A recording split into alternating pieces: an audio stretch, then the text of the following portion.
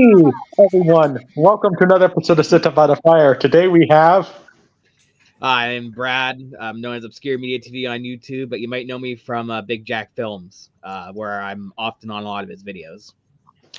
Yeah, so what.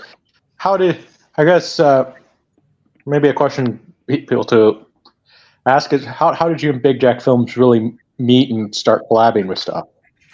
We actually met in high school. I was in grade 10. He was like a grade ahead of me or something like that.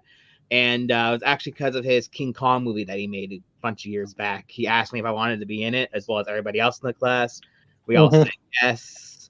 And from there, we just formed a good friendship and ended up working on a bunch of videos together. And we're still really close friends today. Yeah, well, Awesome. that's awesome. Well, I have to say that King Kong film, made it for $4,000. The Then you guys spent what 4 years making it? Yeah, like 4 or 5 years making it. Yeah, I mean, Yeah, damn. that's commendable. Like thanks. Eric, you've made movies, and you can turn your camera on if you want. And so you've made your movies, but you've had actors drop out. Like, just amazing. Yeah. It's just like amazing that like nobody ever got like, at least from what I've heard, no, everybody stuck with it. Yeah, Oh, yeah, well, definitely. well, we almost actually stopped filming a few times actually during production. We almost shut down all of production just because of stuff, but we kept going and we kept going.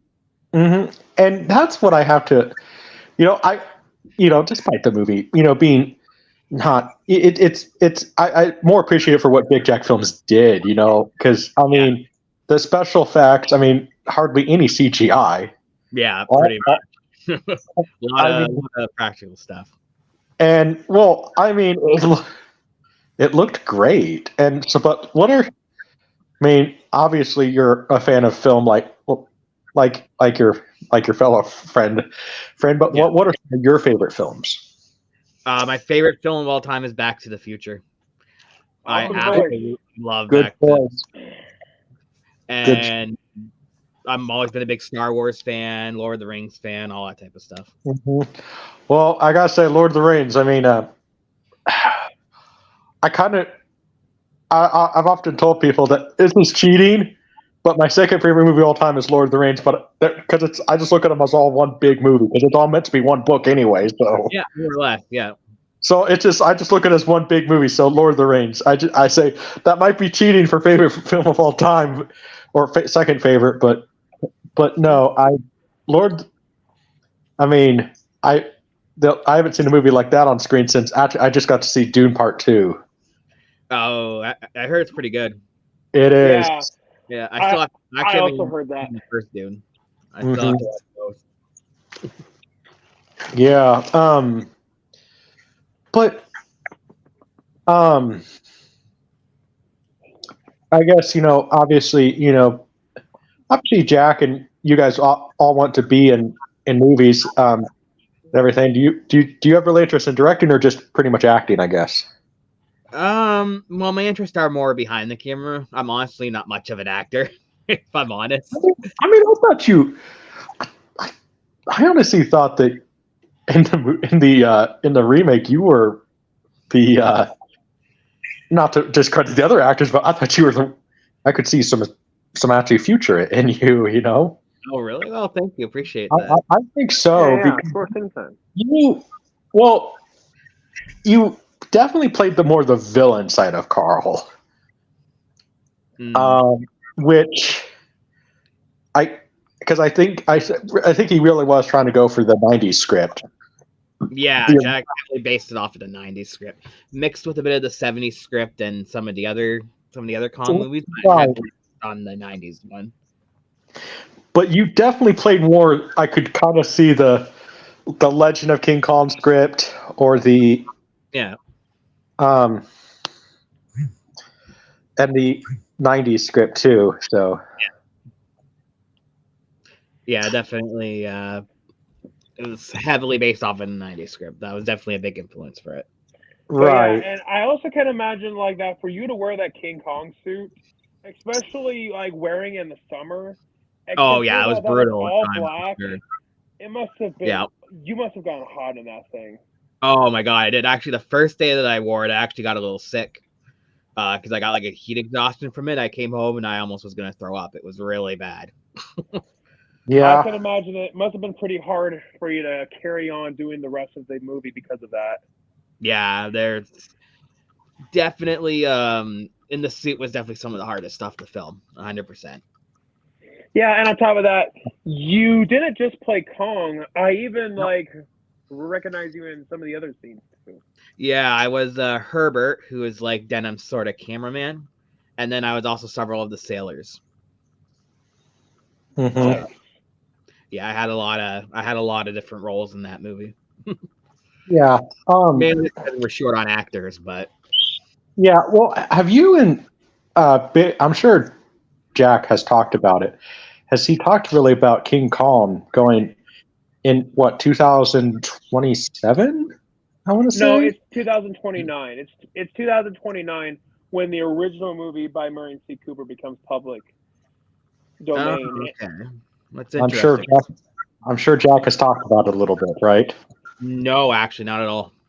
There's That's like going surprising. to be public domain in 2029. He hasn't mentioned anything to me about it at all. Well, that's Yeah. surprising.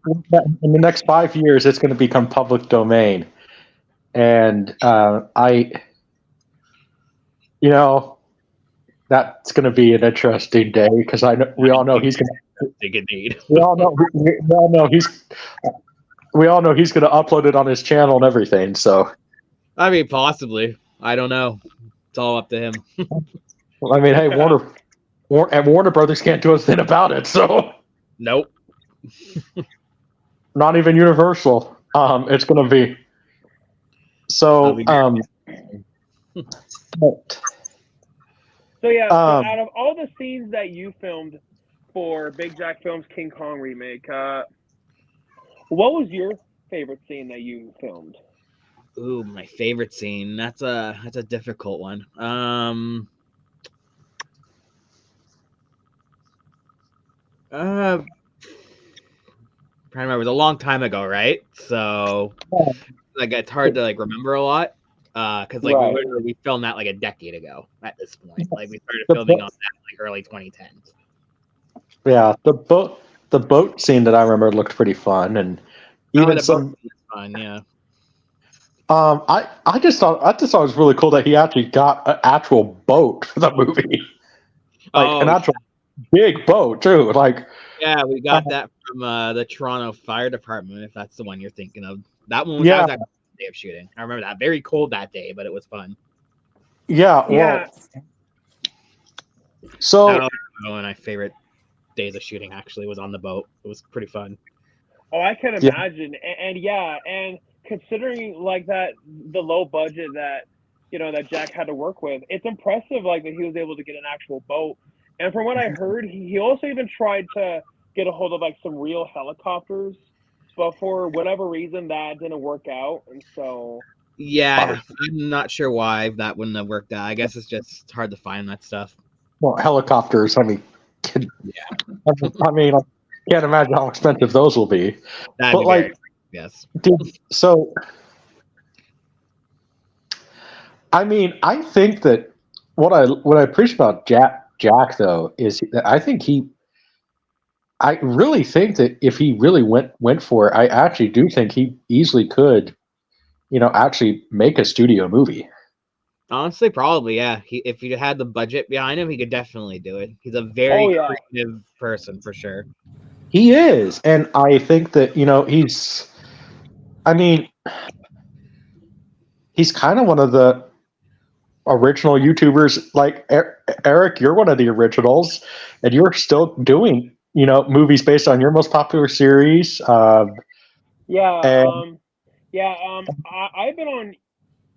been on YouTube since 2009, and I often don't consider myself one of the originals because there were plenty of people before me. Right. But a lot of people call me one of the originals, and if they want to do that, then that's fine. I think what they mean is pre Google. buyout. Yeah. And they say one of the probably. originals. So you were one of the originals there, and what Jack's?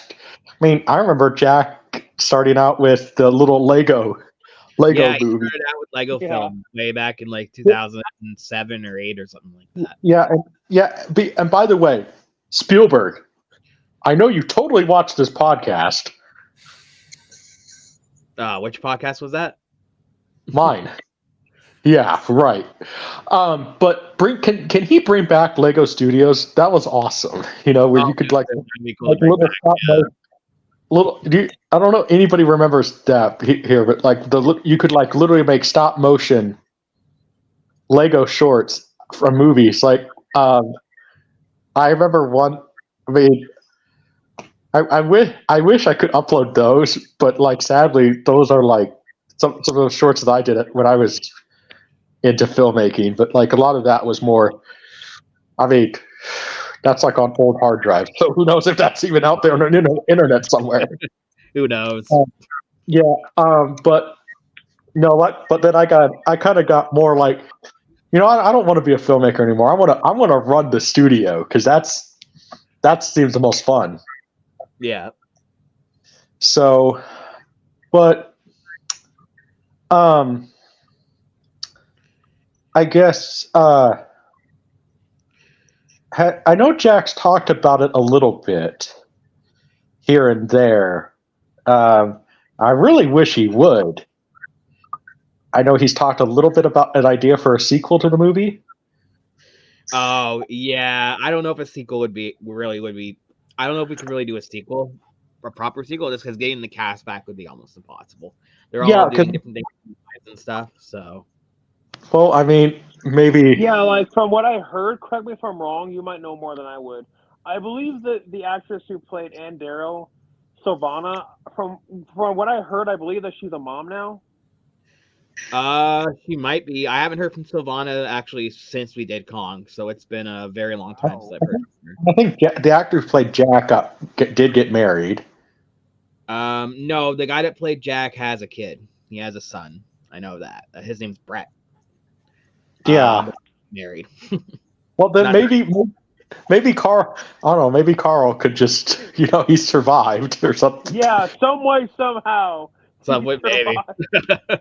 Never No, know. no, no. Oh yeah, although it'd be nearly impossible to survive a fall like that. Yeah. And what I also liked about it is Things how that Jack happen in the added movie. that twist.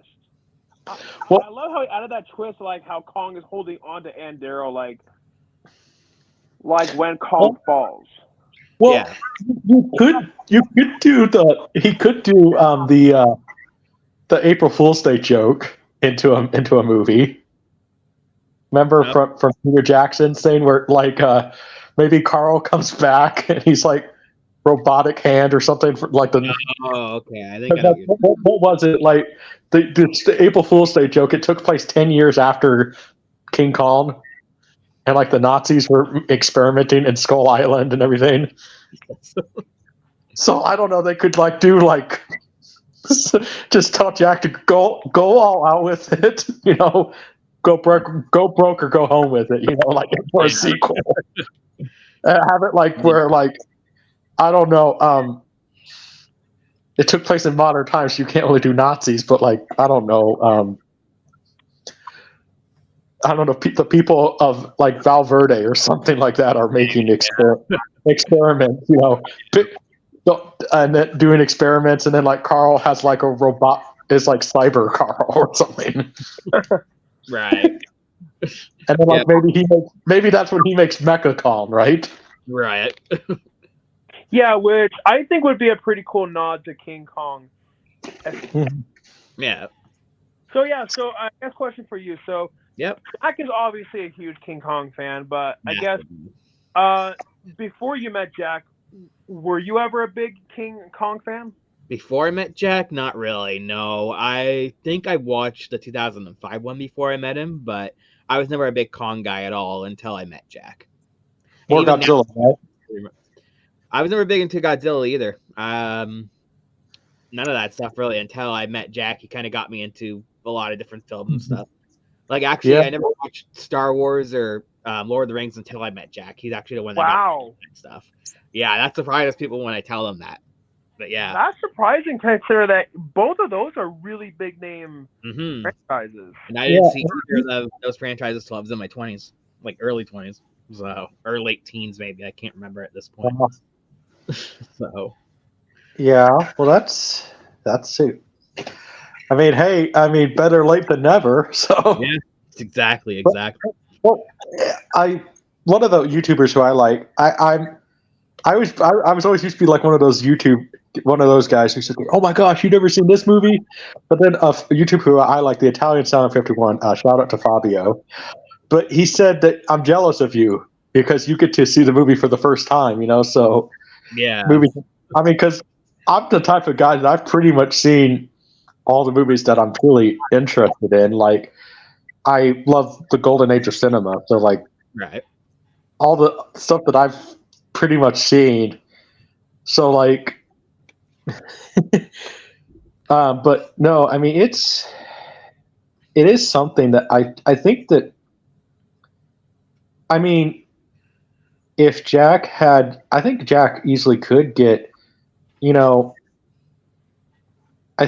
really think that he does have that talent to actually go out and maybe make another feature. I would love to see him do it. I'd love to see him do it too. I would love to see him do a feature. But I know he's very heavily focused on his Big Jack Films series, whatever you want to call it right now. So that's kind of why he hasn't done any features.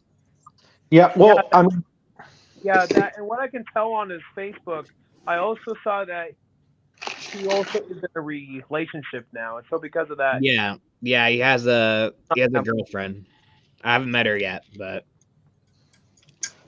yeah, he's been in a relationship now for like 4 months, something like that. Yeah, I actually am really surprised that you haven't met her yet. Yeah, well, Jack lives in Toronto, right? I live in like a small town, like an hour and a bit away from Toronto. So it's okay. Well, I don't get to see him that often. Just kind of go down and film and stuff every now and again. So what I've seen from the stream, she's very supportive and everything. And yeah, hey,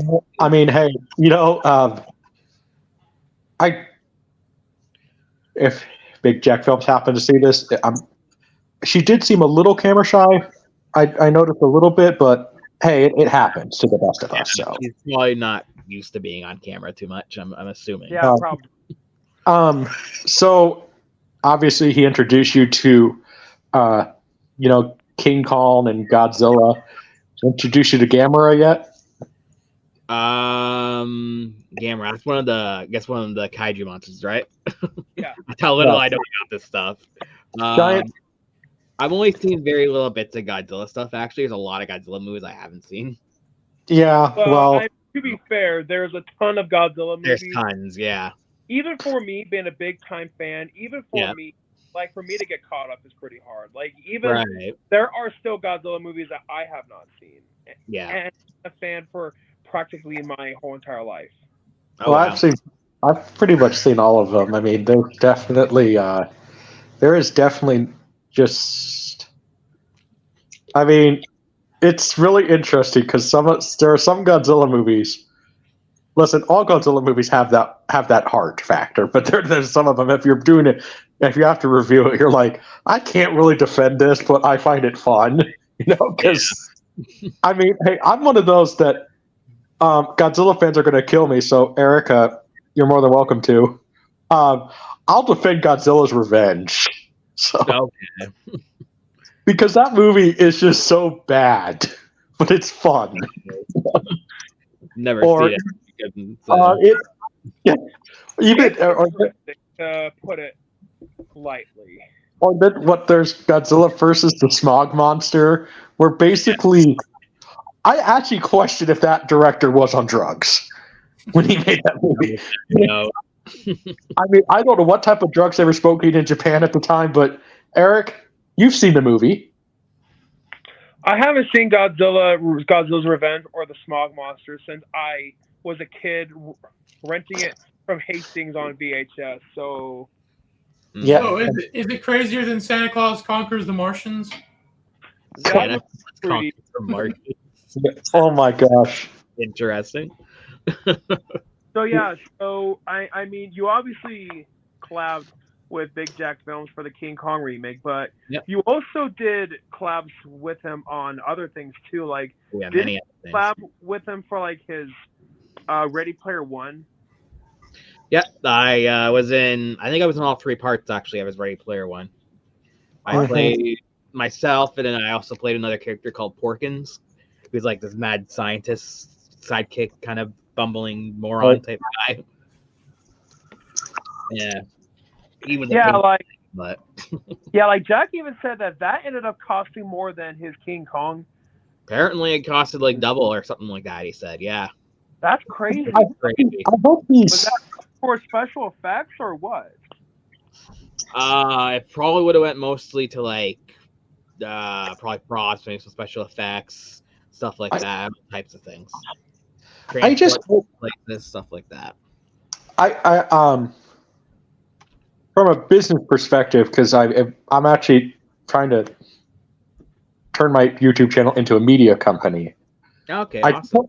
I just hope from a business perspective that he's not, you know, spending all of his money and he's making a return investment on his stuff too, because I'm like listen, studios have done that before. I mean, Cleopatra, for instance, Fox spent their entire budget on Yeah. Cleopatra, Oh, and jeez. which was this 4 hours and 30-minute movie. It's the longest movie Hollywood has ever produced. Right. Not foreign stuff Hollywood has ever produced.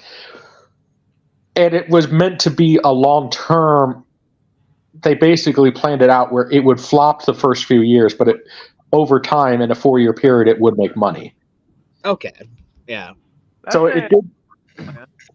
Well, it was interesting the way they did it, because Zanuck basically said, okay, this movie's going to flop because it's 4 hours and 30 minutes.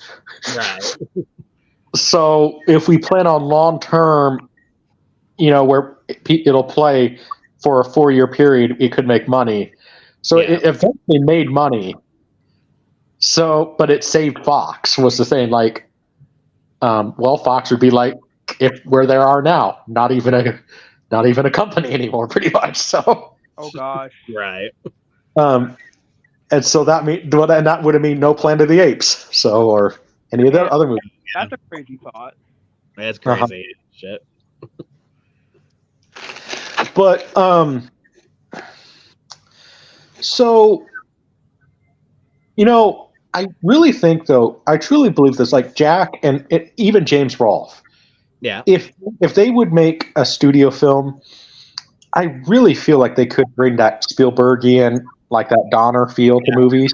Oh yeah, would. Yeah, both of them definitely would. And I mean, Jack, I know, has his connections. I think that he really. My advice to him when he watches this is, dude, go for it.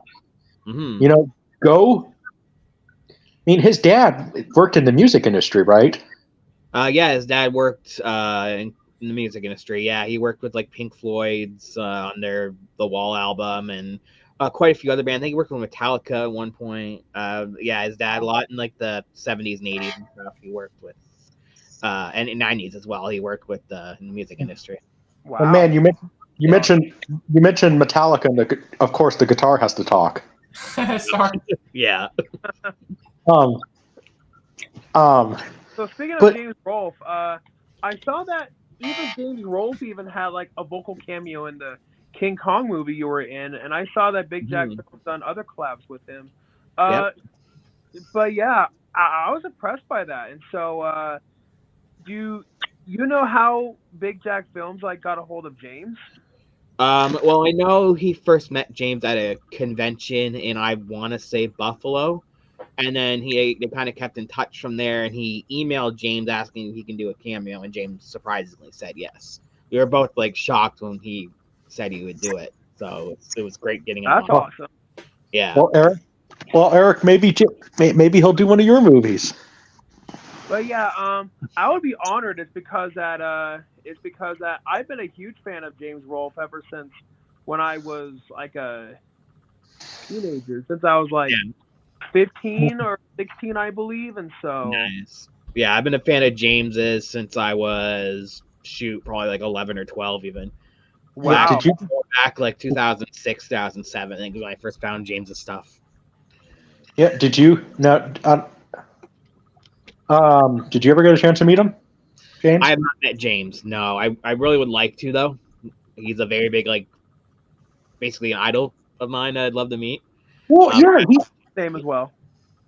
Well, I really think that James and even Jack, and some of these YouTubers out there that are making actual movies, if they would just go for it, because, and actually, like what the director of, I believe, Adam Wingard, the director of the new King Kong movies, King Kong movies, I believe he started out on YouTube. YouTube now, a lot of studios are looking for the YouTubers now to make movies because, like, last year the guys who made, Eric, what was the movie? Everything, Everywhere, All at Once. Was that it or something? With Michelle Yeoh and the I believe so. those directors started out on YouTube, and it was only their second movie, and they won an Oscar. That's actually crazy. I did not know that.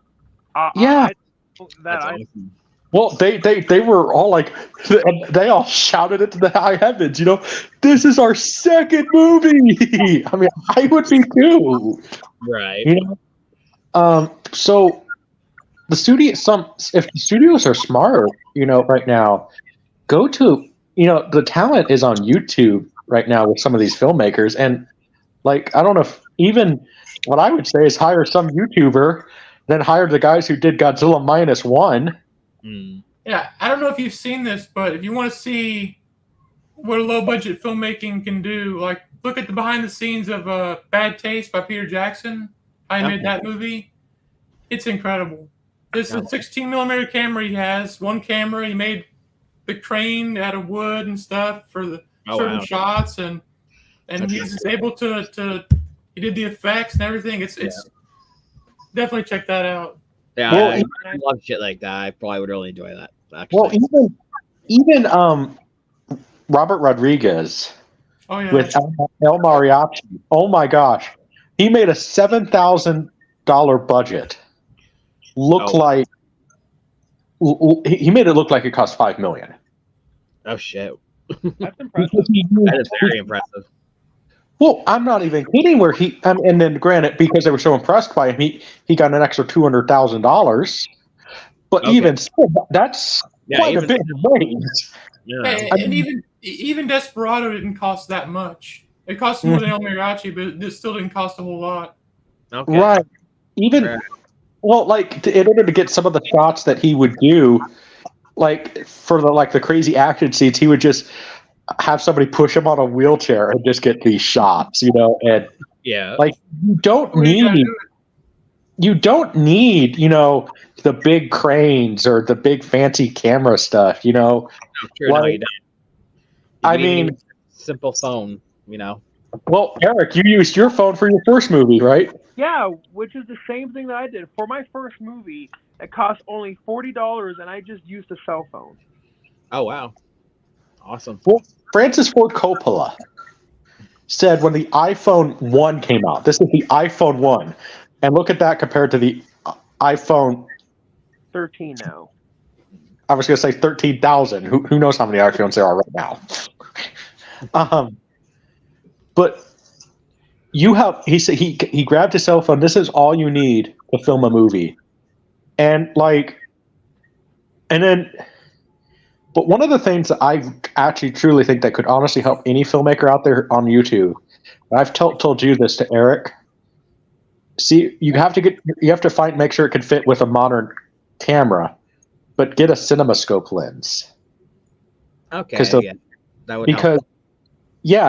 Because like the last movie to be shot on CinemaScope. Yes, Quentin Tarantino did it, but only a few shot. But Anastasia, the Don Bluth movie, was shot with all CinemaScope, and look how great that movie looks.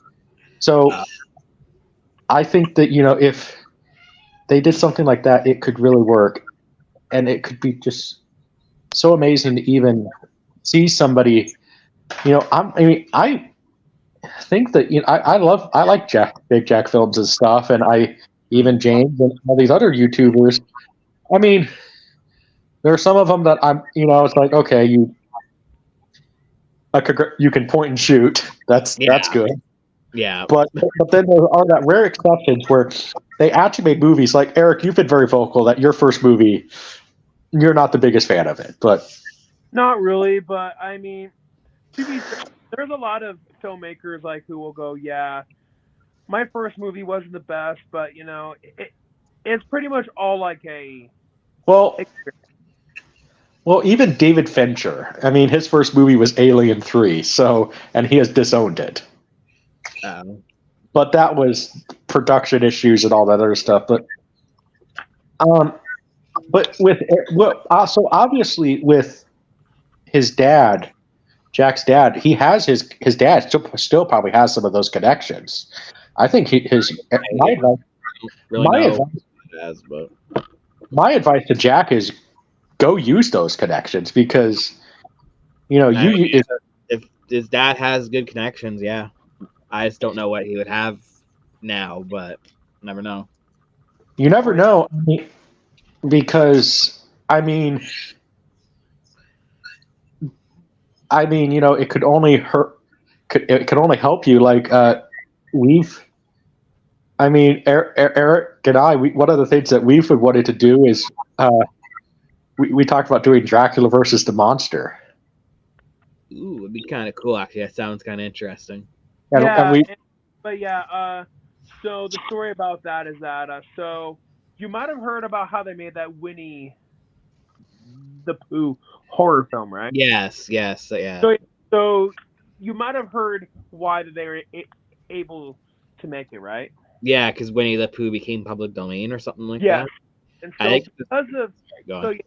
so because of how that Winnie the Pooh horror movie became such a hit, yeah, me and Junebug here got inspired by that. We're like, hey, why don't we take advantage of some public domain properties and whatnot? Yeah. Originally, we were talking about doing a Dr. Dolittle horror movie. It's because that the original book actually is public domain. Okay. And we thought, hey, let's do something better. And then we realized that the Bela Lugosi and Boris Karloff Frankenstein are going to be public domain here soon. So we're like, hey, why don't we do Dracula versus the Frankenstein monster? Yeah. Well, honestly, go for it. That'd be kind of dope. Oh yeah. And we already have the monster casted. Right on. He's almost 8 feet tall. Holy crap. Yeah, he's 7'7". Perfect. So local actor right here in Kansas. So yes, I'm in Kansas. You can go ahead and make the Wizard of Oz jokes. I've heard them all before. Nice. And so, but he is 7'7".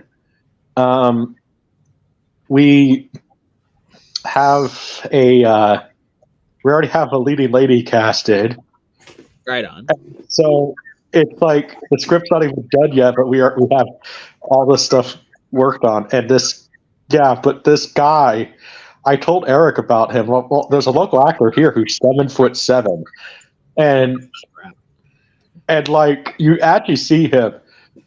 I mean, he understands. It's like hard to imagine him, but I've seen him act before. It's like, wow, you do have to kind of like, wow, but literally. Like that guy would be like 2 feet taller than me. I'm like 5'4". I'll make a very. Oh god. But yeah, it's just that guy as the Frankenstein monster. It's like that is perfect. That would be perfect. Well, and we actually Guinness Book of World Records should be funding the movie because we actually broke the record for the tallest actor to play the monster. Oh really? Shoot. Previously held by the original Dracula versus the Monster. Oh, okay. Nice. Yeah, so question for you. So out of all the projects you've worked on for Big Jack Films, what was your personal favorite project that? That would be, it was like top 10 Back to the Future moments, I believe it was called. And the only reason why that one was the funnest is because I got to drive in Back to the Future, like DeLorean. And that's something that's been on my bucket list for years. So I actually got to do it. and actually drive around in it. It was amazing. Well, that's really that's kind of cool because you are as tall as Michael J. Fox, so More or less, yeah. yeah. So that, Also, considering the fact that you said that Back to the Future is your favorite movie. Yeah, exactly. Out of curiosity, did you do that at like Universal Studios? It's because that they had the Back to the Future ride there. So how did you get? No, the way we did it is we got the DeLorean from a guy that Jack met at a convention in Toronto, who brings his DeLorean to the conventions for people to like take photos with and stuff. And Jack talked to him, and we were able to actually go to this guy's place in the Toronto area, and we were actually able to use his DeLorean for the day to shoot a bunch of shots and stuff, and we filmed like on a street and everything like that. So that's how we did it. Yeah. Well, I know that it's. I really hope it doesn't happen, but I know at some point Universal is probably going to do it. Back to the Future Part 4. Yeah, I hope it will happen. I think if they do it correctly, I think it could be good. Like if you actually treat it with love. Maybe it'd be a hard thing to do these days, but never know. I guess. But I used to do tree work and everything, so like me and my boss would be talking sometimes about what to do with Back to the Future 4. So we actually said, well, I wouldn't even use a DeLorean. I know that's iconic, but like maybe the kids make a new time machine. Okay. And so we thought, well, you can't compete with the DeLorean. No. So if you can't compete with it, go the opposite route. We said that the DeLorean should be like a crappy farm truck. Oh my God, yes. That would be funny. And basically, you know, like the crappy farm truck that like doesn't start. So like you're in the middle of like I don't know, like we said, like there's a scene with the dinosaur or something because they travel back that far. I'm like, oh, come on. Right. And then they slap it and it works. Like, because we just thought, okay, because you cannot compete with the DeLorean, because I think that's what they're going to do. They're going to probably make it like a Lamborghini or something like that. Nobody wants to see that. Yeah. But I think if you do like the crappy farm truck, like it could be funny because we said that a line that you know, the classic line you made a time machine out of a crappy truck, and then we could have one of the kids sit there say, yes, I got a great deal for it on Craigslist. Or the time machine's an oven, you gotta put the 450 to No. 420. and 420. Yeah. that would be funny. Yeah, but that would really. Wouldn't that really suck though? Because think about it. If the original time machine was a refrigerator, do we really want kids getting into ovens? Oh God, that'd be terrible. But so yeah, obviously, Back to the Future. Oh, sorry, Art. Oh, that's right. So obviously, Back to the Future is the favorite movie. How do you rank the other two? I like them both. I think the worst of the three, it might not be the most popular opinion, but I think the worst of the three is the second one. I actually like the third one better. I know that's probably not a popular opinion. So I'm surprised about that. I'm just curious what exactly your reasoning is. Well, I find the third one just a more entertaining, more fun film. I like the whole Wild West sort of theming to it. And then I just find the second one, it just hasn't aged the greatest in some places and stuff. And, you know... Not because it's 2015. That too. Now the future takes place like almost 10 years in the past. Crazy to think. About... Oh, and I think it was Back to the Future 2, like where they had that infamous part like with Jaws 19. Oh, yeah, that was... cool. This time it's really, really, really personal. Well, to be fair, I think it's Back to the Future. The movies are the second one is one of the rare exceptions where the date has passed, but people really still overlook it because they got a lot of things right. Yeah, no, definitely got a lot of stuff right. And that joke, Jaws 19, is honestly still relevant if you really think about it, because we're still getting sequels to movies that happened 30 years ago. That is true. That is true. And like, Or heck, even over 30 years ago. Like, look at Halloween. Like, Halloween came out over 40 years ago, and we're still. Just 40 years. Wow. or Eric Amityville. Yeah, Amityville still is. Texas Well- Chainsaw, and that came out 50 years ago now, and that's still getting sequels. Yeah, because what would you say, Minotaur? I said Children of the Corn. Yeah. Yeah. Is it a remake, another remake. Well, look. So many. Well, Excuse me. I don't know why. well, look at it. Are you guys aware how many Amityville movies there are? Nope. I've lost count. 58. Holy crap. 58. That's, oh my god. Yeah, that has That's to be like the Well- Guinness Book of Wow. World Record for. that's the- gotta be.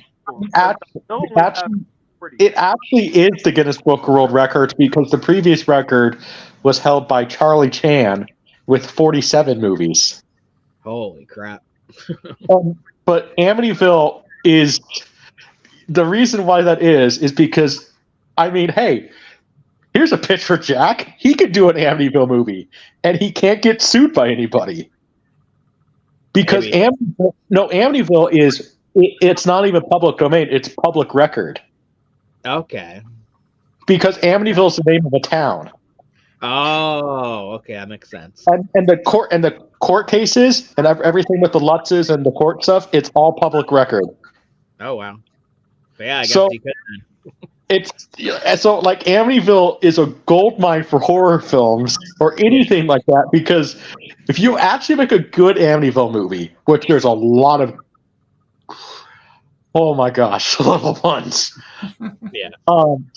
I mean, there's one of them literally called Amityville. It's called Amityville Death Toilet, about a possessed toilet. That's actually a movie. I looked it up on Tubi. It's actually real. I'm like, I can't believe that my eyes are seeing this. Wow. Yes, yes. Because I thought it'd be fun one day to watch all the Amityville movies on Tubi. Oh my Right. god! Oh my gosh! Some of them were actually quite good from low budget filmmaking. Some of them, well, congratulations, you point and shot the movie, but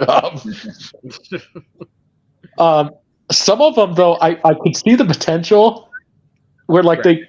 I think it would have been better if they shot it in black and white. Because if you shot in black and white, it could kind of hide the bad special effects. Yeah. Shooting black and white definitely helps with hiding poor effects for sure. Oh yeah, Exactly.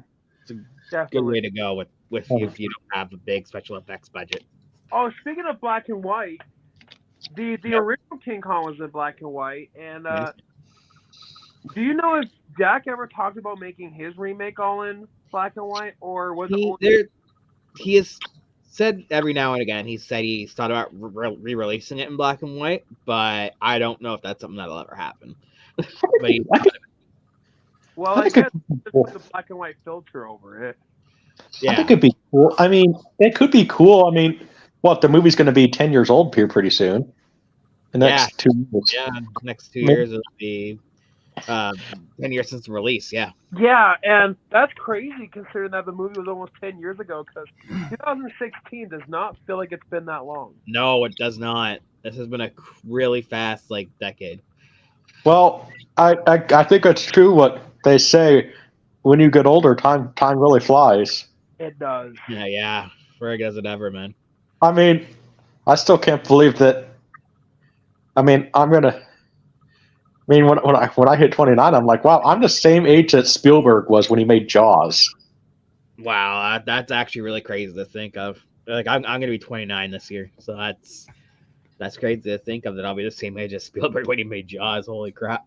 Yeah, Yeah, and that was think the about it too. Like I tell people this too. Like, okay, people talk about how hard it was to make movies and everything. Think about it this way: Spielberg and George Lucas, they were not that young of guys when they made their most famous movies, Right. and both of them had a heart attack on set.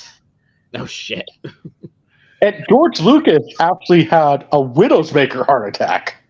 No, Where really? like Wow. Where like if he did not go to the hospital, well, bye George.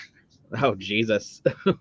So making a movie, yes, it's hard. I mean, Eric, you've been very vocal about the movie that you've made, the current one that you're working on. Yeah. It's not been fun, but you've kept going, and I mean, even your little thing that you've been doing, even your first movie that you tried to make, Dumb of the Dead, which hopefully that can actually happen now. You want to tell them about? Oh, sorry. You want to tell them about Dumb of the Dead, Eric? And then you can go Minotaur. So Dumb of the Dead is pretty much like a passion project that I have. So I thought it would have been really funny if basically the promise of the premise is how it's Beavis and Butthead meets zombies, but there's actually heart to it. Okay. That sounds interesting. I'd probably be up my alley. Yeah. Awesome. So I could probably take it that you're a big fan of Beavis and Butthead? I do like Beavis and Butthead. Yeah, I like Mike Judge. I think is the guy that made it. His work in general. Like I love King of the Hill, for example. That's one of my favorite adult animated shows ever. Well, all I could say is Eric has actually succeeded. I'm not going to spoil the script for you, but he actually somewhat succeeded in making characters dumber than Beavis and Butthead. Really? Quite the accomplishment. That is quite the accomplishment. Yeah, because they're already pretty dumb of characters. Mm-hmm. Jesus. So out of all the episodes of Beavis and Butthead, what would you say was the funniest one? Oh, I don't know. I couldn't tell you. I'm gonna one of them that is my favorites. Okay, I mean, it's mainly just because the episode where they shoot guns, and they now listen. It's not funny, but it's funny in that morbid way. Like oh my gosh level. They literally shoot down an airplane. Oh, we're talking a Boeing. They shoot down a Boeing. Oh wow! And they go, how out? And the Beavis, fire! Oh my gosh! For me, the funniest episode to me probably would have to be one of the Halloween specials. It's where Beavis is Butthead is nachos, like where he just pours a bunch of really hot cheese on him. And then Beavis is a nad, like where Beavis just wears underwear on his head. And he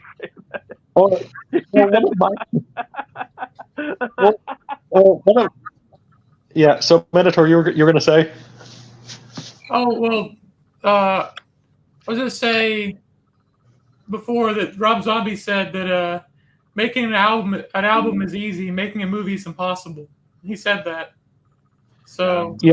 But about Beavis and Butthead, the one that sticks out from what I saw recently was the one where their teacher gives them that plant or something to take care of, and then they're it needs food, so they take orange soda and pour it all over it, and they get hamburgers, throw it on the plant, something like that. You've probably seen that episode. Yeah, there's one of my favorites though is. Where they sue Kimberly for sexual harassment. That one was funny.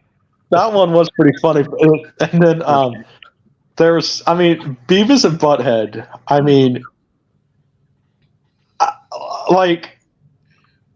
I think it's like they definitely have that South Park angle where if you make fun of everybody, you can't get canceled. So yeah, that's true. But Beavis and I want to say that speaking of Beavis and Butthead, I actually covered a song of theirs on their Beavis and Butthead Experience album. I covered a White Zombie song on my channel. No. Cool. Yeah, but have you seen the new season or the new movie? No, I haven't seen neither. Well, I think I've seen a bit of the new season. I haven't seen the movie yet. Oh God, It was hilarious. Was it? Right on, right on. Do the Universe was quite funny. I mean, I love the fact with the second movie, let's just go to space already, right? Right. Let's just get it out of the way. And the new season definitely is pretty funny just because they don't hold back with it. Yeah. And even one of my favorite new seasons is actually from the 2011 season, where they realize, wait a minute, we can get paid to go to the bathroom. And so they just spend all day in the bathroom. Oh God. And then to the point where they lock the door on the manager, and he's serving the food, and then he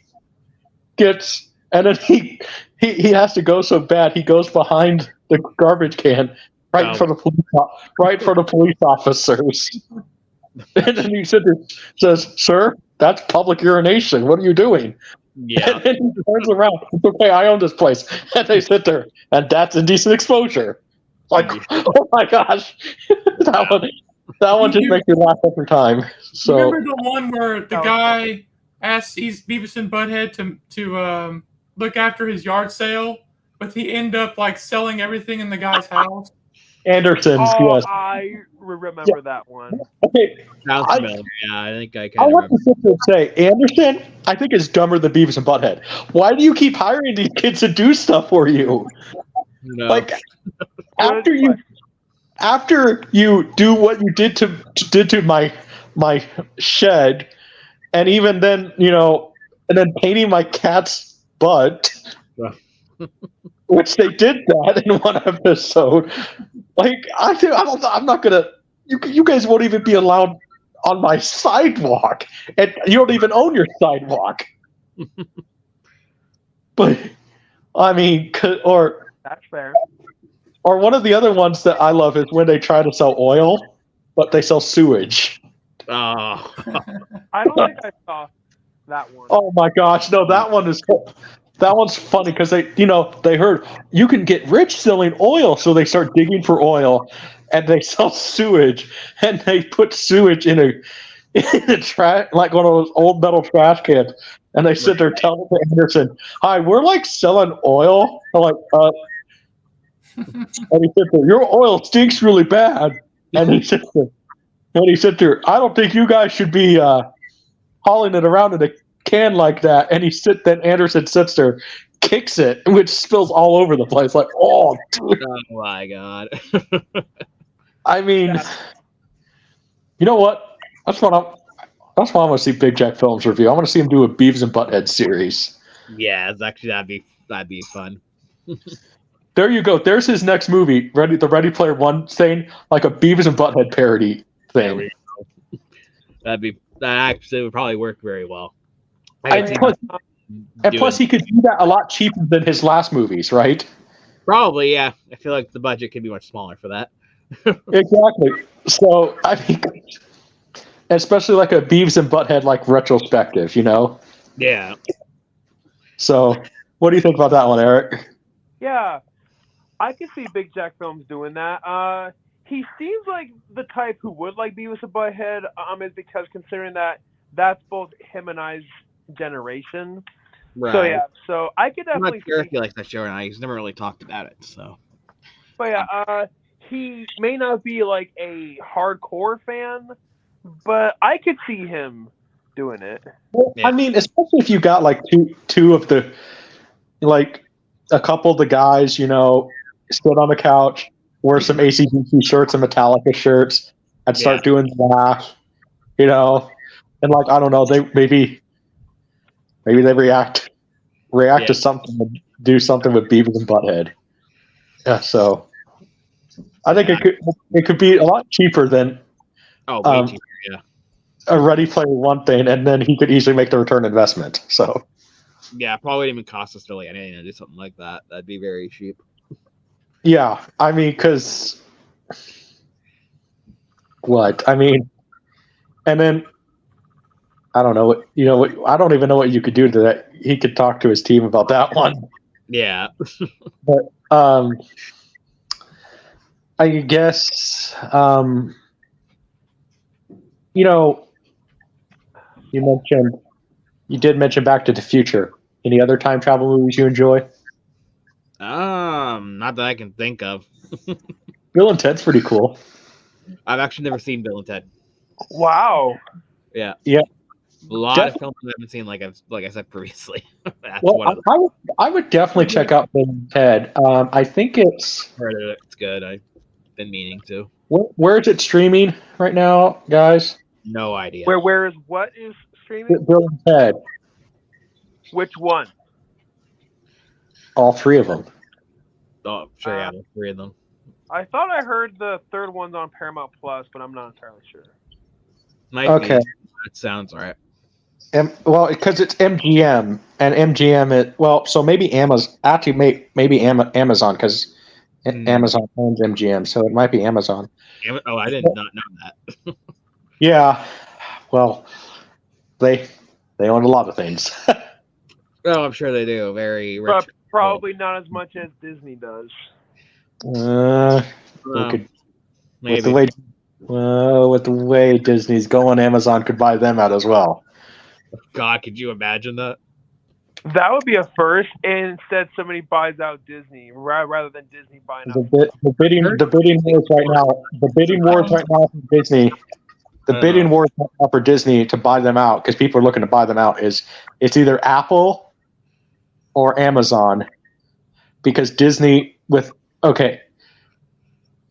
not going to get into the reason why the movie's flopped, but there is a reason. Mm-hmm. But Disney lost $150 billion. Damn, that's That's a lot of money. And because right now stock market, they up and down, up and down, up and down. Yeah. But as of a few days ago, when I last checked, they were at $125 billion, and before that, they were at 100. They were at 150. So 250. So they lost 150 billion, and that's when it was going down because people were arguing with me in the comments that number still not up, but that's how far it was going down. But it's probably up now. But no, so there's already people looking at buying out Disney, which, oof. It's going to be something if that happens. We'll wait and see. I know that Big Jack Films has said, and I actually have to agree with him that he likes Hunchback of Notre Dame. That's his favorite animated Disney. My favorite Disney movies too. I love that movie. That one is good. And it is, and it's dark. It's very dark. Yes, very dark Disney movie. I appreciate the fact that they went there with that movie. Like that one really felt like they were actually trying to compete with Don Bluth in a way. Maybe because Don Bluth and Walt believed in one thing: you can have the darkest Disney, the darkest cartoon, as long as it has a happy ending. And Judge Frollo is one of the darkest Disney villains. Mm-hmm. Definitely agree with that. I mean, because lack of a better phrase, but that is one of the most toxic religious figures ever. Mm-hmm. Definitely. Yeah, and a lot of people will say like that the villain song in Hunchback of Notre Dame is one of the best villain songs of all time. I absolutely agree with that. I love that villain song. Yes. What were you going to say, Minotaur? Oh, I was going to say a really dark Disney movie. I think it's Disney that I grew up with is The Brave Little Toaster. There's some pretty messed up stuff in the movie. Okay. I've never seen that myself. The Brave Little Toaster? Oh. It's Disney, but it's not Disney. It's one of those ones where it was not originally by Disney, but then Disney bought it because Michael Eisner knew the guys. So it's like technically Disney, but yeah, no, that one's dark too. Yeah, because there's a musical number where there's these cars, these like anthropomorphic type cars, and they're singing, and as they're being crushed. Yeah. So it is very dark. Yeah. Interesting. Well, and even though I mean, I really would thought it would have been. I really think that Disney should have, since Hunchback was somewhat successful, they should have Right. tried to tap some other of Victor Hugo's stories, like, that he did. Like, I don't know, there would be part of me that would love to see Disney. I mean, they couldn't do the musical, but like do Les Miserables animated, That actually probably would have worked in or that era. Victor Hugo also wrote The Man Who Laughs. Eric. Oh yeah, so I could see that like being a I mean, Victor Hugo did, or even some of the other stories that they did, because I mean, it's. But no, Hunchback is one of the darkest ones. And like we said, Hellfire. Oh, I mean, Well, oh my gosh. but Amazing. Ty, I mean, haven't they ever done a horror movie, a legitimate horror movie out of Hunchback of Notre Dame? didn't Like a they do slasher that though with movie? Lon Chaney? They kind of did that with Lon Chaney. They kind of did that with Lon Yeah. Chaney. More like, like remember how Robert Englund did that Phantom of the Opera? It was kind of like a slasher. They could do the same thing with Hunchback of Notre Dame. They could. Maybe. I'm not sure. Maybe. Well, I would argue in some ways, I mean, as long as you don't. The problem is with some of the other Hunchback movies is that Quasimodo is not. They always kind of turn him into the villain, sort of, in some weird way. And Quasimodo is not the villain. It's always Archdeacon or Judge Frollo, or it's always the head guy of the church. Yeah. So if they made him a slasher, which have you heard this, that they actually do want to do a live action Disney remake of I heard about Hunchback? that. I heard But about they that. only- Surprised. I don't know but if they would do it in this era, but well, I've heard that the only reason they don't want to do it is because they don't, because how dark it is. yeah, exactly. I don't know how they'd be able to bring it to live action. Like, basically, they would say they would get rid of Hellfire, basically, and I'm like, you can't do that movie without Hellfire. Yeah, you literally can't get rid of Hellfire. That would just mess the whole thing up. Yeah, Looking in the background, I have a bird. He's in his cage right now, so hopefully. That's quiet. that's It would okay. I be mean, kinda like when Yeah. it would be kind of like when Disney pretty much got rid of Be Prepared for the Lion King. Like when that tells you so much about Scar and his motives and Mhm. I and all. will say, Well, that kind of had it in the remake, but not really. I've Well, seen the remake. I heard it was awful. I love the You original. dodged the bullet. Okay, you didn't just dodge a bullet. You dodged a nuclear bomb. Oh, geez, really? yeah. Don't see it. There's, Good to know. Yeah, like let's put it this way. I love Lion King so much. I Same. named my own dog after Oh. the main character. Oh, really? Oh. So yeah, so when I saw the remake, I went in with an open mind, but honestly, I hated it. Oh, really? Shoot. I mean, but if Disney is, like, honestly, that if you actually get an animated film, like live action animated film, and you do it correctly, although they might have to, if they actually want to film at Notre Dame now. I haven't heard any updates if it's rebuilt now. I'm not sure if it's rebuilt yet or not. It might be. I don't know. It's rebuilt? It burned down. Like, it burned down burned- years ago. it burnt down. It was all over the news, dude. Yeah, it was like a big thing when it happened. I'm surprised that I never heard about that. Ironically, it happened in 2020. That was probably like the bad omen for 2020. That sounds right, actually. Shoot. I guess I'm not surprised because 2020, that was a rough year. That was an awful year. Yeah. Yeah. Year. for many reasons. Not just the Many not just the C word that we can't say on YouTube. That's true. We can't say that. But Censored. no, and so I think it's being built, and right now, but there's plenty of other churches, in America, or I'm pretty sure even in Canada, that look like Notre Dame that could double for it. I'm sure, yeah. I'm sure we have some churches that are similar. I don't know any. So just use that church, and then, I mean, the only thing is they wanted Josh Gad as Quasimodo, and I'm sorry, I cannot see Josh Gad as Quasimodo. Oh. Josh Gad. I don't know. What was he known for? I think he was in Olaf. Pixels, the Adam Sandler movie. Olaf, did you say? Olaf, the in Frozen. That's Pixels. be weird casting. Very weird casting. Well, and he was Vince Vaughn as Norman Bates, though. Oh God. Yeah. So I don't even know.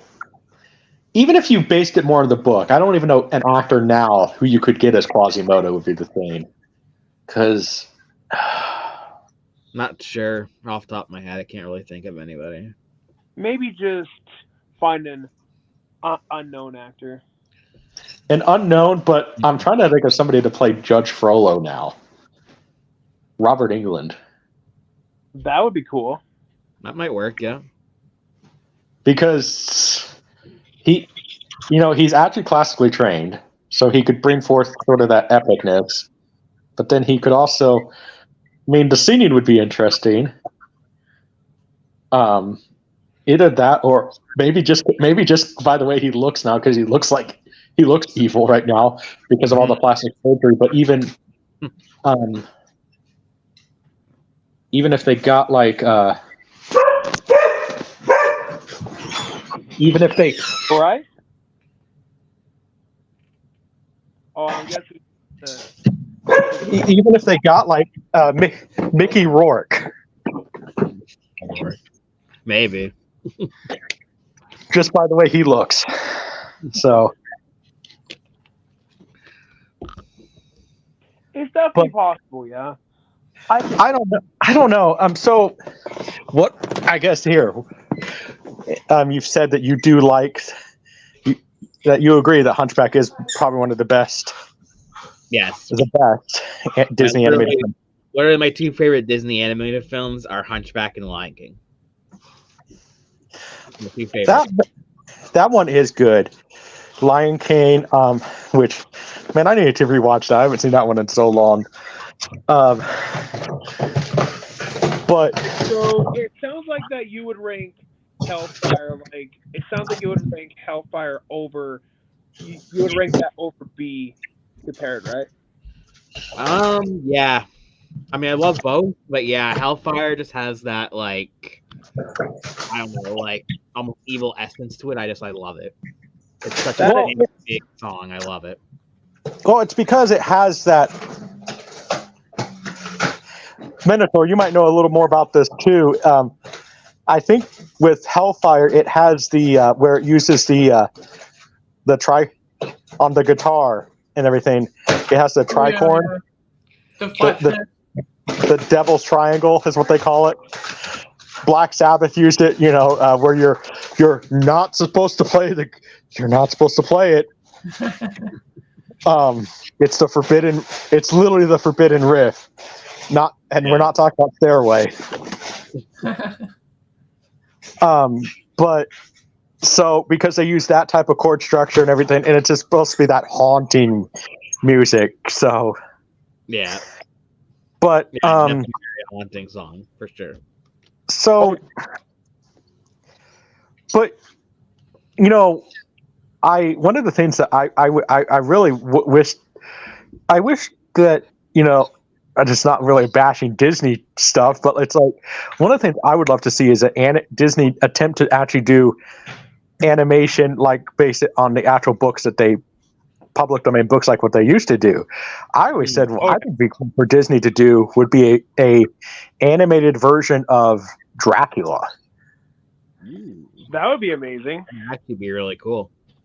Exactly. And like you actually push for the animation with it, and actually make Dracula evil. None of this, look at me, vampire, the good looking vampire and all this other stuff. I mean, an actual creepiness to him.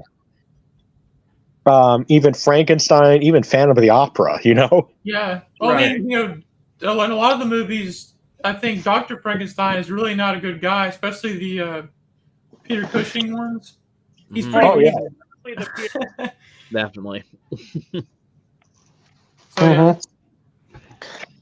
But no, so anyway, we don't want to keep you too long, and then I have to download this and Right. wait for my storage for my phone. But I guess before we leave here, is there anything you would like to plug on your channel or anything? Sure. I make YouTube videos on a channel called Obscure Media TV, as you can see by my name right there. I make a lot of lost media content. If you guys like lost movies and cartoons and stuff like that, that's exactly what I do. So if you want to check the channel out, go ahead. I got content in the works right now. I should have a new video out within the next day or two, actually. If all Okay. goes- Awesome. Awesome. Well, hey, and stay tuned in the back because I got some news for you and Big Jack Films. Oh, okay, cool. Sounds So, interesting. all right. So, anything you guys want to? Eric, do you want to plug anything? My third movie, some more episodes of Let's Watch a Movie. Well, my 15th anniversary is in a month, so I'm planning on doing a 15th anniversary live video. So, All right. Cool. Sounds cool. All right. Well, hey. All right, Minotaur, take us out. Take us out. Okay.